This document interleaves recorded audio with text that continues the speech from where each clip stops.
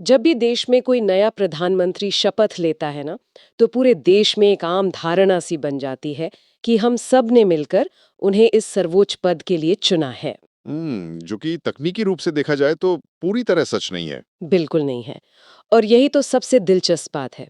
संवैधानिक रूप से भारत के किसी भी आम मतदाता ने कभी प्रधानमंत्री के लिए सीधे तौर पर वोट किया ही नहीं है। मतदाता तो सिर्फ अपने क्षेत्र के एक सांसद यानी एमपी का चुनाव करते हैं। सही कहा आपने। और लोगों को अक्सर इस बात का एहसास ही नहीं होता। हाँ, तो आज की इस गहरी पड़ताल का जो हमारा मिशन है, वो इसी जटिल संवैधानिक तंत्र को डिकोड करना है। हमारे पास जो स्रोत और स्टडी नोट्स है ना आज, वो किसी आम बोरिंग किताब की तरह बिल्कुल नहीं है। हाँ, ये नोट्स तो असल में एक बहुत ही आधुनिक सिनेमैटिक एजुकेशनल स्लाइड डेक के रूप में है। एकदम, मतलब इसमें डार्क थीम है, भारतीय संसद के बेहतरीन विजुअल्स है और एनिमेटेड फ्लो चार्ट्स भी हैं। हाँ, और इनका मुख्य उद्देश्य यही है कि जो छात्र यूपीएससी या एसएससी जैसी परीक्षाओं की तैयारी कर रहे हैं या जो बस इस सिस्टम को समझना चाहते हैं, उन्हें इस पूरी चुनाव प्रक्रिया के पीछे का विज्ञान आसानी से समझ आ सके। और मैं तो कहूंगा कि ये चुनाव किसी दुनिया के सबसे बड़े फेस्टिवल की तरह है, हाँ, जहां करोड़ों आम लोग वीआईपी होते हैं। बहुत सही एनालॉजी है ये। लेकिन इस फेस्टिवल का जो बैकस्टेज मैनेजमेंट है ना, वो अक्सर एक रहस्य ही रहता है। देखिए, इस स्लाइड डेक की सबसे खास बात यही है कि ये चुनाव को सिर्फ एक राजनीतिक घटना नहीं मानता।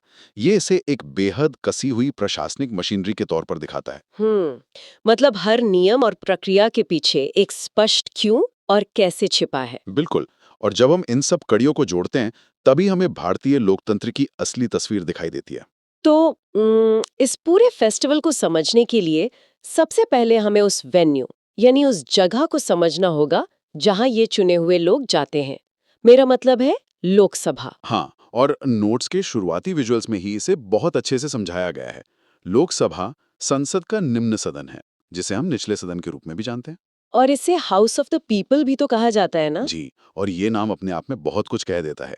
ये इकलौता ऐसा सदन है जहां देश की जनता सीधे तौर पर अपने प्रतिनिधियों को चुनकर भेजती है। अच्छा, अगर हम इसके स्ट्रक्चर की बात करें तो स्लाइड में दिखाया गया है कि लोकसभा की अधिकतम क्षमता 552 हो सकती है।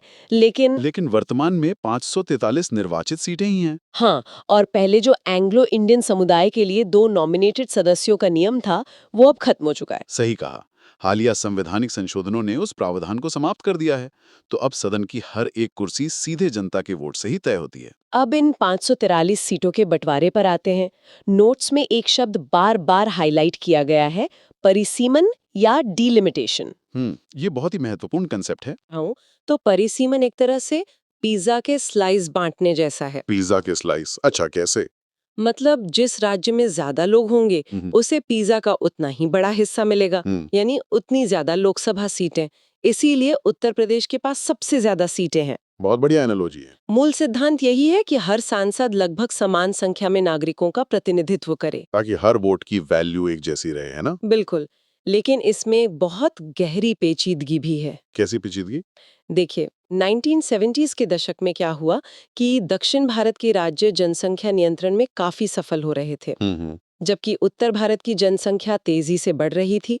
तो अगर उस वक्त ये परिसीमन यानी सीटों का बंटवारा लगातार होता रहता। तो दक्षिण के राज्यों की सीटें कम हो जाती हैं। एकदम सही। उन्हें अपने ही अच्छे काम की सजा मिलती, उनका राजनीतिक प्रतिनिधित्व घट जाता। अरे बाप रे! ये तो सच में बहुत बड़ी समस्या बन जाती। सीमन को लंबे समय के लिए फ्रीज कर दिया गया। ये जनसांख्यिकी और राजनीतिक प्रतिनिधित्व के बीच संतुलन बनाने का एक मास्टर स्ट्रोक था। सच में ये एक बहुत ही ढांचागत फैसला था।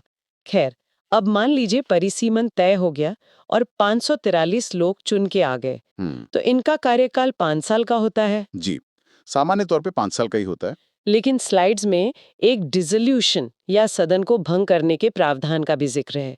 प्रधानमंत्री की सलाह पर राष्ट्रपति सदन को समय से पहले भंग कर सकते हैं। हाँ, और ये कोई सिस्टम की खामी नहीं है। तो फिर 5 साल से पहले सदन को खत्म करने की शक्ति क्यों दी रही है? क्योंकि हमारी जो संसदीय प्रणाली है ना, वो इस बात पर टिकी है कि सरकार के पास लोकसभा का बहुमत होना चाहिए। मतलब 50% से ज्यादा का समर्थन। बिल्कुल। अगर सरकार वो बहुमत खो देती है या प्रधानमंत्री को लगता है कि मौजूदा स्थिति में सरकार चलाना संभव नहीं है, तो वो राष्ट्रपति के पास जाते हैं। हाँ, और जनता के पास दोबारा जाने की सलाह देते हैं। आप इसे सिस्टम का रिलीफ वाल्व कह सकती हैं। रिलीफ वाल्व, जो देश को किसी भी राजनीतिक डेडलॉक में फंसने से बचाता है। बहुत सही। जी। तो चलिए, अब सदन के ढांचे से आगे बढ़ते हैं और उस यात्रा की बात करते हैं जो एक उम्मीदवार को इस सदन तक पहुंचाती है। चुनाव की पूरी प्रक्रिया। हाँ, स्लाइड डेक में एक बहुत ही बढ़िया एनिमेटेड फ्लो चार्ट है। ये शुरू होता है चुनाव की घोषणा से, फिर नामांकन, चुनाव प्रचार, मतदान, वोटों की गिनती और अंत में परिणाम। और इस पूरी प्रक्रिया को जमीन पर उतारने के लिए एक बहुत विशाल तंत्र की जरूरत होती है। बिल्कुल। लेकिन यहाँ मेरे दिमाग में एक सवाल आता है, सरकार के पास तो पहले से ही अपना इतना बड़ा पुलिस बल है, आईएएस अधिकारी हैं, गृह मंत्रालय है, तो फिर अलग से भारत निर्वाचन आयोग यानी इलेक्शन कमीशन बनाने की क्या जरूरत थी? सरकार खुद ही चुनाव क्यों नहीं करवा लेती?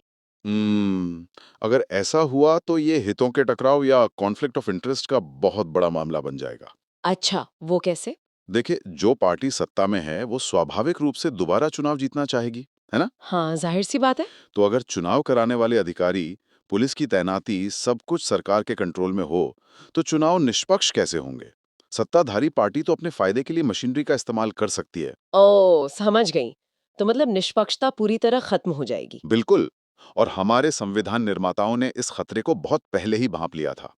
इसीलिए उन्होंने अनुच्छेद 324 बनाया। अनुच्छेद 324, जिसके तहत निर्वाचन आयोग को एक स्वतंत्र और निष्पक्ष संस्था बनाया गया। जी। और मजे की बात देखिए, जैसे ही चुनाव की घोषणा होती है ना, तो आदर्श आचार संहिता लागू हो जाती है। एकदम सही, मॉडल कोड ऑफ कंडक्ट। और उस वक्त पूरी प्रशासनिक मशीनरी सरकार के हाथ से निकलकर चुनाव आयोग के कंट्रोल में आ जाती है। ये तो सच में इस लोकतांत्रिक प्रक्रिया का सबसे बड़ा सुरक्षा कवच है ना? अच्छा, अब जरा उन उम्मीदवारों की बात करते हैं जो इस चुनावी दंगल में उतरते हैं। स्लाइड्स के मुताबिक कोई भी भारतीय नागरिक जिसकी उम्र 25 साल हो, वो चुनाव लड़ सकता है। हाँ, अनुच्छेद 84 के तहत ये न्यूनतम आयु तय की गई है। लेकिन नामांकन भरते समय एक जमानत राशि या सिक्योरिटी डिपॉजिट भी जमा करना होता है। सामान्य वर्ग के लिए 25,000 रुपए और SC/ST के लिए 12,500 रुपए। और अगर उन्हें पर्याप्त वोट नहीं मिलते, तो ये राशि जब्त हो जाती है। हाँ, जिसे आम भाषा में जमानत जब्त होना कहते हैं। लेकिन मुझे ये नियम किसी टूर्नामेंट की एंट्री फीस जैसा लगता है। ऐसा क्यों रखा गया है? देखिए, ये चुनाव प्रक्रिया को लॉजिस्टिक रूप से व्यवहार्य बनाने के लिए। मतलब भीड़ कम करने के लिए? हाँ, एक तरह से हाँ। सोचिए, अगर कोई फीस या नियम ना हो तो हजारों लोग सिर्फ टीवी पर आने या प्रचार पाने के लिए पर्चा भर देंगे। बाप रे, तब तो ईवीएम मशीन का क्या हाल होगा? वही तो। एक ही सीट पर अगर सैकड़ों उम्मीदवार खड़े हो जाएं, तो ईवीएम की तकनीकी क्षमता ही जवाब दे जाएगी। और बैलेट पेपर तो इतना बड़ा हो जाएगा कि अपना उम्मीदवार ढूंढना ही मुश्किल हो जाए। बिल्कुल। तो ये जो जमानत राशि का नियम है, ये केवल गंभीर उम्मीदवारों को फिल्टर करने का काम करता है। बहुत लॉजिकल है।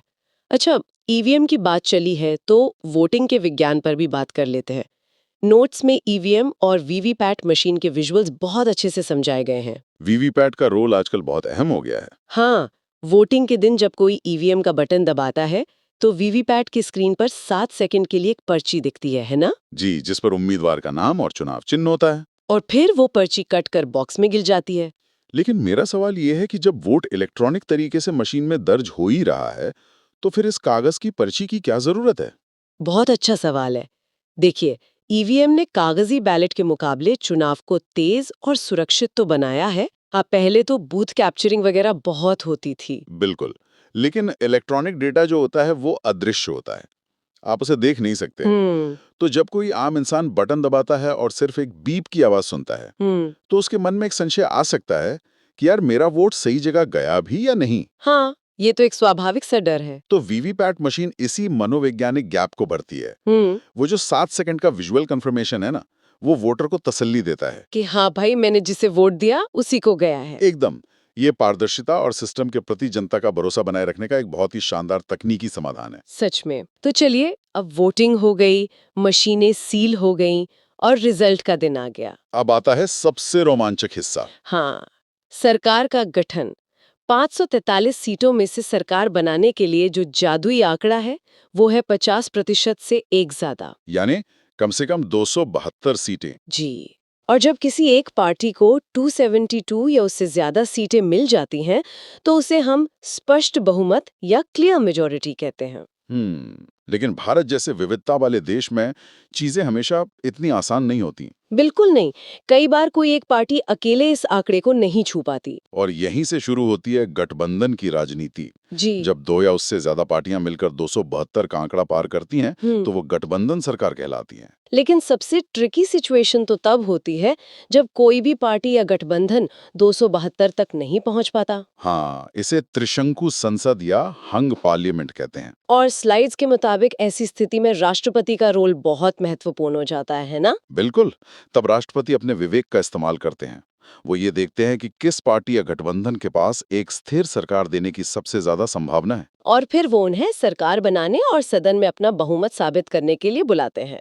जी। और एक बार जब वो फ्लो टेस्ट पास कर लेते हैं, तब जाकर उस दल या गठबंधन के नेता को प्रधानमंत्री नियुक्त किया जाता है। और यही वो आहा मोमेंट है जिसका मैंने शुरुआत में जिक्र किया था। हाँ, कि जनता प्रधानमंत्री नहीं चुनती। बिल्कुल, जनता सिर्फ अपने 543 एमपीज चुनती है। फिर वो एमपीज अपने बीच से अपना नेता चुनते हैं, जिसे राष्ट्रपति प्रधानमंत्री बनाते हैं। तकनीकी रूप से प्रधानमंत्री शासक होने से पहले संसद और अपनी पार्टी का नेता होता है। और वो तभी तक कुर्सी पर रह सकता है जब तक उसके पास उन 272 सांसदों का समर्थन है। यही तो हमारे संसदीय और अमेरिका की अध्यक्षीय प्रणाली यानी प्रेसिडेंशियल सिस्टम के बीच का सबसे बड़ा फर्क है। हाँ, अमेरिका में तो लोग सीधे राष्ट्रपति के लिए वोट करते हैं। लेकिन हमारे यहाँ कार्यपालिका विधायिका से ही निकलती है और उसी के प्रति जवाबदेह होती है। लेकिन अगर पूरा देश चलाने का सिस्टम इन सांसदों पर ही टिका है, तो एक एमपी का असल काम क्या होता है? ये बहुत ही प्रासंगिक सवाल है। क्योंकि आम बोलचाल में तो हम यही सोचते हैं कि एमपी का काम बस अपने इलाके में सड़क बनवाना या पानी की समस्या सुलझाना है। देखिए, स्थानीय विकास तो उनके काम का सिर्फ एक छोटा सा हिस्सा है। तो उनका मुख्य काम क्या है? एक मेंबर ऑफ पार्लियामेंट का मुख्य काम है राष्ट्रीय स्तर पर नीतियां और कानून बनाना। सरकार जो भी बिल या बजट लाती है, उस पर संसद में बहस होती है। एक एमपी का फर्ज है कि वो उस बहस में हिस्सा ले, सरकार से सवाल पूछें और कानून बनाने के लिए वोट करें। मतलब कोई भी बड़ी नीति तब तक कानून नहीं बन सकती जब तक संसद उसे पास न कर दे। बिल्कुल। और जब कानून बनाने की बात आती है तो सिर्फ लोकसभा ही नहीं, राज्यसभा का भी बहुत बड़ा रोल होता है। जी। मुझे नोट्स की एक एनालॉजी बहुत पसंद आई। इसमें लोकसभा को गाड़ी के स्टीयरिंग व्हील की तरह दिखाया गया है और राज्यसभा को शॉक एब्जॉर्बर बताया गया है। क्या बात है, ये तो बहुत ही सटीक तुलना है ना? लोकसभा सीधे जनता के हाथ में है, दिशा तय करती है और हर 5 साल में पूरी तरह बदल सकती है। जबकि राज्यसभा, जो कि उच्च सदन है, उसके सदस्य सीधे जनता द्वारा नहीं चुने जाते। उन्हें तो राज्यों के विधायक चुनते हैं। हाँ, और राज्यसभा की सबसे बड़ी खासियत है इसकी निरंतरता। ये कभी भी एक साथ पूरी तरह भंग नहीं होती। इसके 1/3 सदस्य हर 2 साल में रिटायर होते हैं, है ना? सही कहा। इसलिए ये सदन एक स्थायी चेक एंड बैलेंस का काम करता है। शॉक एब्जॉर्बर की तरह। बिल्कुल। सोचिए, अगर लोकसभा अपने भारी बहुमत के जोश में जल्दबाजी में कोई ऐसा कानून पास कर दे जो देश के हित में ना हो, तो राज्यसभा उसे धीमा कर सकती है, उस पर दोबारा विचार करने का मौका देती है। एकदम सही। लेकिन इस पूरे सिस्टम में एक बहुत बड़ा अपवाद भी है। आप धन विधेयक या मनी बिल्स की बात कर रहे हैं? जी, स्लाइड डेक में भी इसे एक अलग बॉक्स में हाईलाइट किया गया है। धन विधेयक के मामले में राज्यसभा के पास बहुत सीमित शक्तियां हैं। हाँ, धन विधेयक तो केवल लोकसभा में ही पेश किया जा सकता है। ऐसा क्यों है? इसका सीधा कनेक्शन लोकतांत्रिक जवाबदेही से है। धन विधेयक का मतलब क्या है? सरकार का बजट, टैक्स लगाना या सरकारी खजाने से पैसा निकालना। और वो पैसा किसका है? देश की जनता का। समझ गई। चूंकि केवल लोकसभा के सदस्य ही सीधे जनता द्वारा चुने जाते हैं, तो जनता के पैसे को खर्च करने का अधिकार भी सिर्फ उन्हीं के पास होना चाहिए। नो टैक्सेशन विदाउट रिप्रेजेंटेशन, बिना प्रतिनिधित्व के कराधान नहीं। बिल्कुल। राज्यसभा इस बिल पर चर्चा कर सकती है, सुझाव दे सकती है, लेकिन इसे रोक या खारिज नहीं कर सकती। क्या बात है, ये ढांचा कितनी बारीकी से डिजाइन किया गया है। और ये लगातार विकसित भी हो रहा है। बिल्कुल। नोट्स के टाइमलाइन विजुअल्स में दिखाया गया है कि 1952 में जब पहली लोकसभा बनी थी, तब से लेकर 2019 के चुनावों तक इस मशीनरी का आकार कितना विशाल हो चुका है। दुनिया के सबसे बड़े लोकतंत्र का ये सफर सच में अद्भुत है। और हाल ही का एक डेवलपमेंट भी नोट्स में जोड़ा गया है, 2023 का महिला आरक्षण विधेयक। नारी शक्ति वंदन अधिनियम। हाँ, जिसमें लोकसभा और विधानसभाओं में महिलाओं के लिए 33% आरक्षण सुनिश्चित किया गया है। ये इस बात का सबूत है कि हमारा संविधान कोई रुकी हुई चीज नहीं है। जैसे जैसे समाज की जरूरतें बदलती हैं, व्यवस्था खुद को अपडेट करती है।